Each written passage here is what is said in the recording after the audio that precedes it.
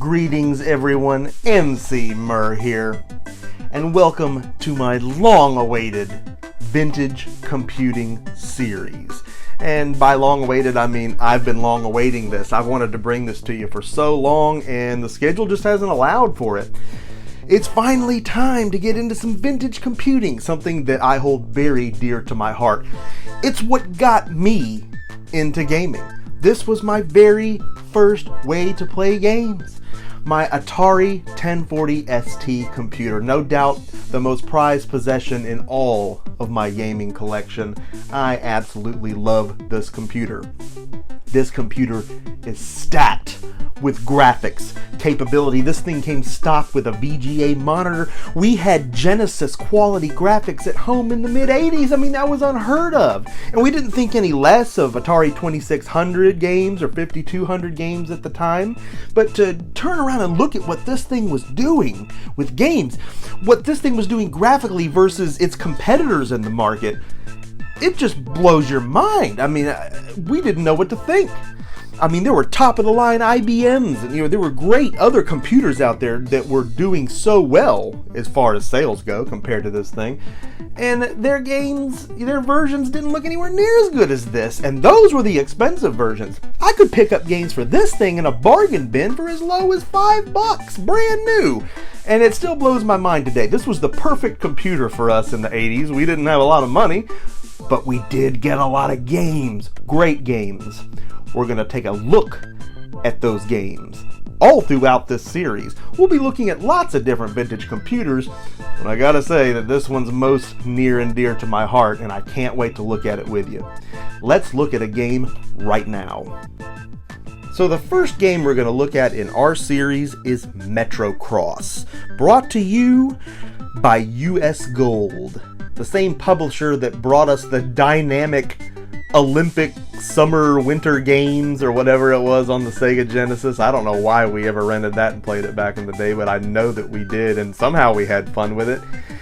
And Izzy's Quest for the Olympic Rings or whatever it was. Boy-a-wee! Oh my god, this game. Yeet, Izzy. Just yeet. But they did Metrocross. And Metrocross was a game that I had a lot of fun with on the Atari ST. We're going to take a look at it right now.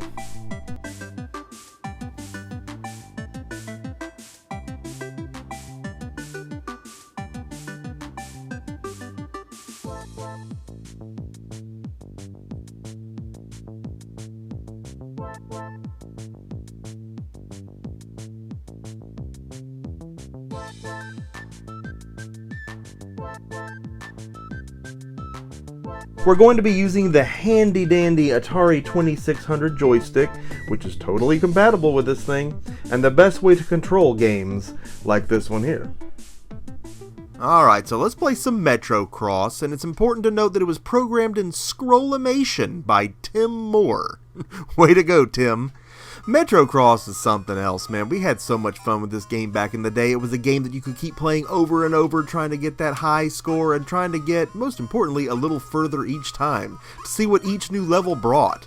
It reminded me a lot of TNC Surf Designs, the skateboard level with all the obstacles, that kind of thing, and a little bit of California Games. But this was the whole of what the game was. These checkerboard floors with all these obstacles, and it got increasingly difficult as you went. You could kick cans for high scores, and you could step directly on the cans and squash them for a momentary timer stop, which was key in a lot of areas to get that little extra bit of time you needed to move on. There were no lives in this game. It was all based on time, just like a racing game. When you're out of time, you're out of luck.